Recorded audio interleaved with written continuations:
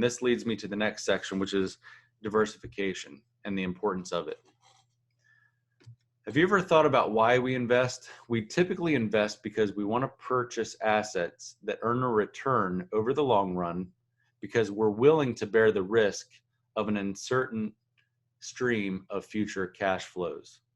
So we have to think like an insurance company where most assets offer concave payouts, meaning there's small gains along the way and then there's a big potential loss. Just like flood insurance. The insurance company makes money along the way and all of a sudden there's a hurricane or a big event and then they end up having to pay out. However, we expect to earn a premium for being willing to bear that risk. Here's some examples of risks that are out there. Discount rate risk, growth rate risk, tax risk, what happens to the geopolitical environment. All of these produce uncertainty of future cash flows. However, if we look in this chart, we see that there's a relationship between price and the expected return. And in a bull market, we see the present value of assets or the price of investments rise, as we saw leading up to February. But the future expected return of those assets falls because it can't continue to produce these high returns all the time. On the other side of the coin, in a bear market where prices have plummeted, the expected return of those same assets rises. So it's kind of like a seesaw, and depending on where you are in the market, the future expected return could be higher or lower.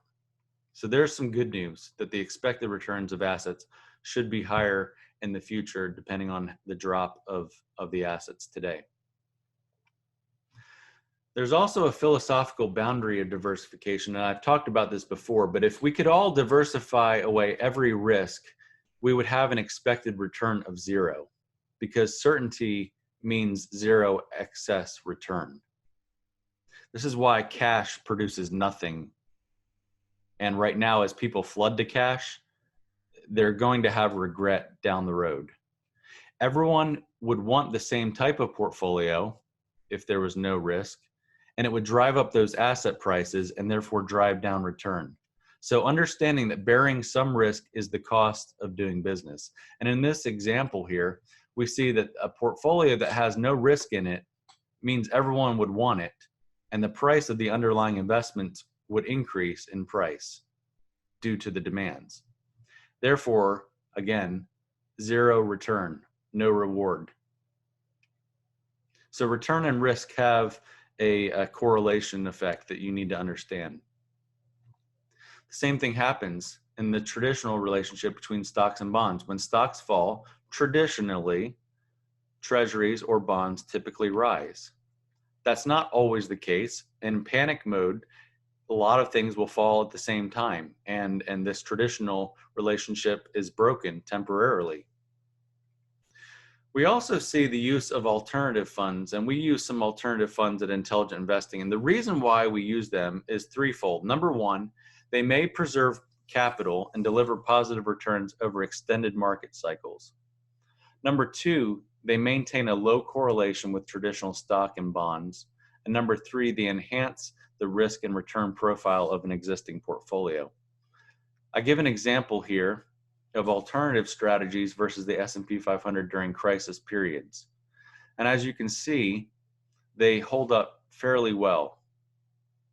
The truth is, though, you give up and you give, it's those seesaw moments. You give up some return and you can, anyway, it goes hand in hand with return and risk, as I said before.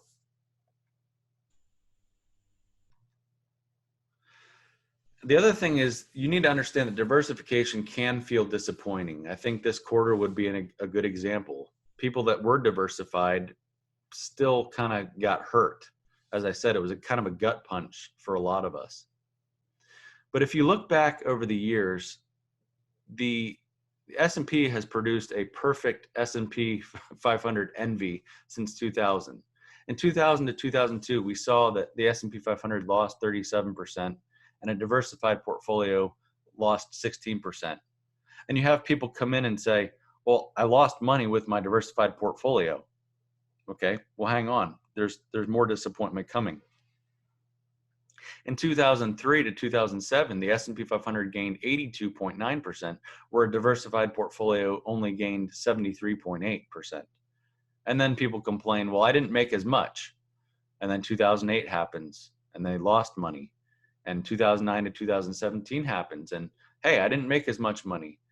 And in 2018, I even lost more money than just having the S&P 500. But if you look over the whole time frame that I've pointed out here, 18 years, the S&P 500 produced 146% and a diversified portfolio produced 166%. So diversification wins even when it feels like it's losing in the short run. You know, diversification, I often say, is the regret maximizer. And it's really means always having to say, I'm sorry. A well-diversified portfolio is designed to help you achieve your long-term goals as well as limit your portfolio's downs and ups. But it doesn't always feel good. So you need to understand that. You may get upset when you inevitably lose money during certain periods, though your loss is likely less than that of the S&P 500 index in those examples. So you need to understand that diversification sometimes means you have to say, I'm sorry. We always want to have more diversification when a downturn happens. And then when things recover, we wish we didn't have that seatbelt on at the same time.